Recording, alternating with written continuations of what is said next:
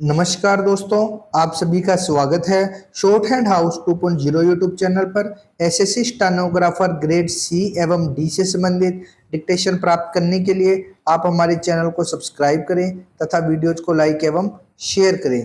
Dictation की outline का link आपको वीडियो के डिस्क्रिप्शन में मिल जाएगा, जहां से आप इसकी आउटलाइन देख सकेंगे। चलिए डिक्टेशन स्टार्ट करते हैं। डिक्टेशन स्टार्ट होगी 5 सेकेंड बाद।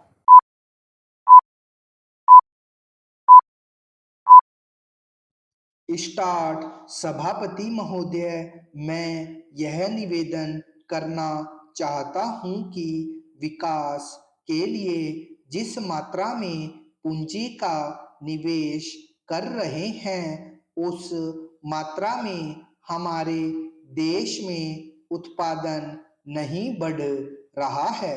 लोग सामान खरीदने की शक्ति तो रखते हैं, लेकिन उसके अनुसार बाजार में सामान नहीं आ रहा है।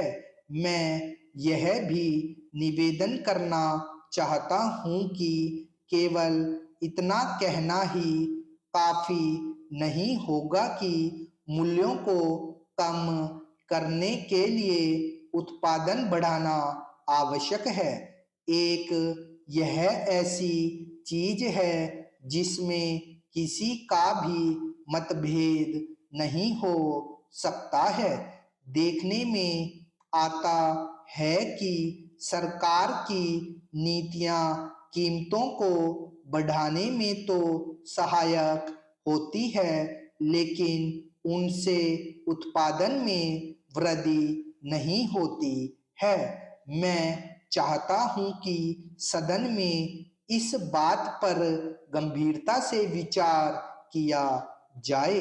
मुझे आश्चर्य है कि वित्त मंत्री जी ने अपने भाषण में यह तो अवश्य कहा है कि कीमतों में वृद्धि होने से उन्हें चिंता हो रही है, लेकिन उसको रोकने के लिए कौन से उपाय किए जा रहे हैं, इस संबंध में वित्त मंत्री ने अपने भाषण में उल्लेख नहीं किया है।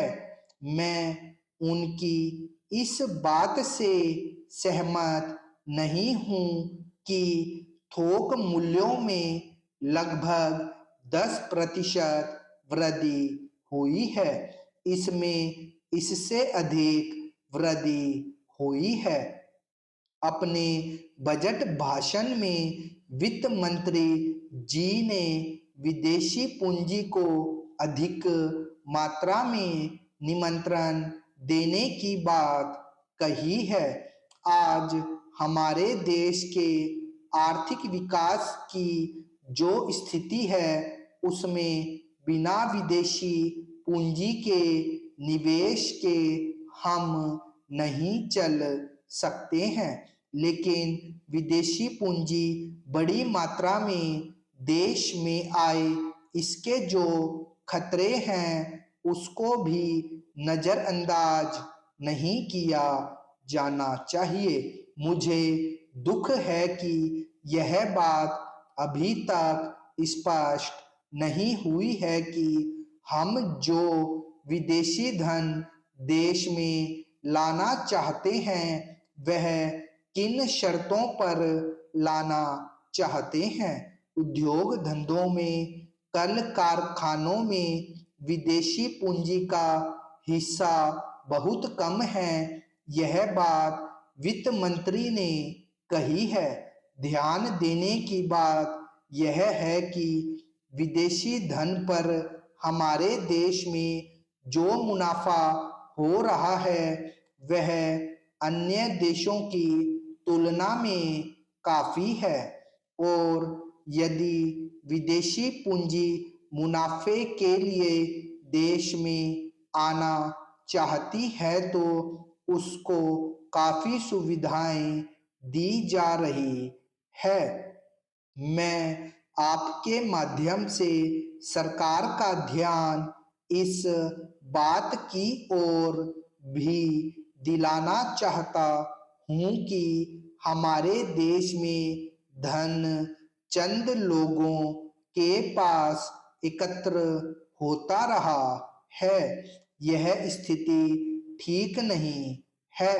सरकार को गंभीरता से इस समस्या पर विचार करना चाहिए और देखना चाहिए कि हमारे देश का धन कुछ ही लोगों के हाथों में न जाने पाए।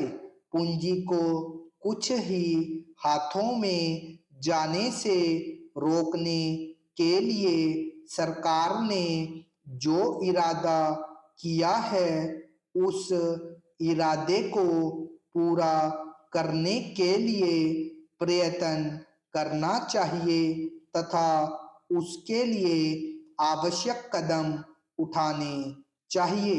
तभी हमारा देश सही मायनों में उन्नत होगा। सभापति महोदय, आज हम जिस स्थान पर बैठे हैं उसका अपना महत्वपूर्ण इतिहास है। यह वह स्थान है जिसने संत वाणी दी, सारे देश को जागृत किया और सदा के लिए मनुष्य को ऊंचा स्थान प्राप्त करने का मार्ग बताया।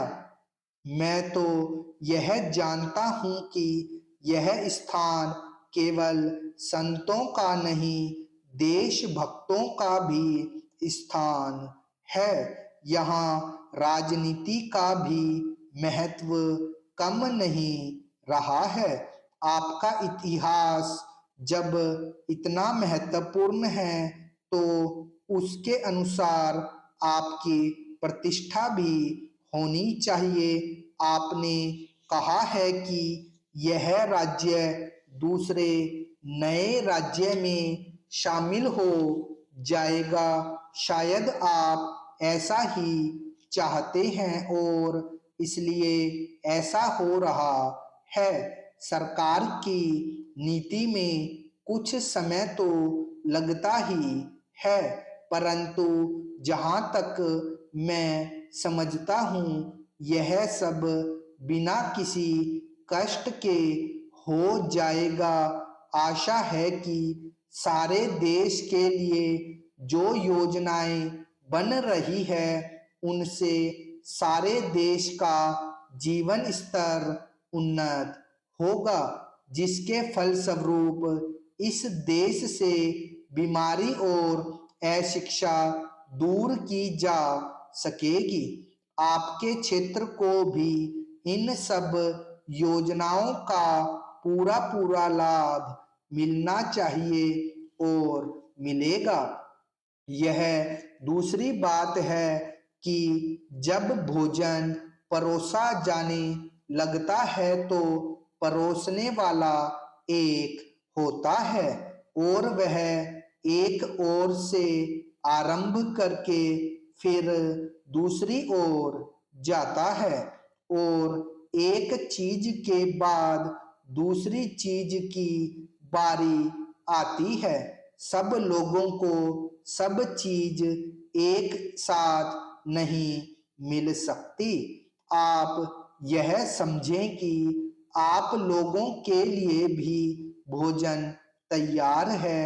हमें अपने देश को उन्नत करना है। जब ऐसा समय होता है अपने को उसके अनुसार ढालना पड़ता है। उसी के अनुसार काम करके अपने को संसार के और देशों की तुलना में रखकर हमें काम करने की योग्यता प्राप्त करनी होती है। स्वतंत्रता पाने के बाद पिछले करीब 30 वर्षों से हम इसी धुन में लगे हैं कि इस देश को किस तरह से ऐसा बना दिया जाए जिससे इसकी गणना भी संसार के उन्नत देशों में हो, क्योंकि यह तो जानी और मानी हुई बात है कि यह देश सदा एक ऐसा देश रहा है जिसकी गिनती संसार के महान देशों में होती रही है। हमारे देश के गुण संपत्ति और समृद्धि ही इसके दुर्भाग्य के कारण रहे हैं, क्योंकि जितने विदेशी यहाँ आए, जितने आक्रमण किए गए, वह सब कुछ इस देश की संपत्ति और समृद्धि से आकृष्ट होकर ही हुए। यह बात बहुत पुराने समय की नहीं है, अंग्रेजों के समय तक भी यही बात रही है। यह भी सच है कि इस देश पर जितने आक्रमण हुए, उन सब में विदेशियों को ही हमारे पारस्परिक झगड़ों और आपसी फूट से इस देश को पराधीन करने में सहायता मिली। जब हम में एकता की भावना जागी तो हम फिर स्वतंत्र हो गए। इसलिए सबसे बड़ी चीज है एकता की भावना, जिसके द्वारा हमें स्वतंत्रता मिली थी और जिसके बल पर हम इस देश को स्वतंत्र रख सकते हैं। स्टॉप।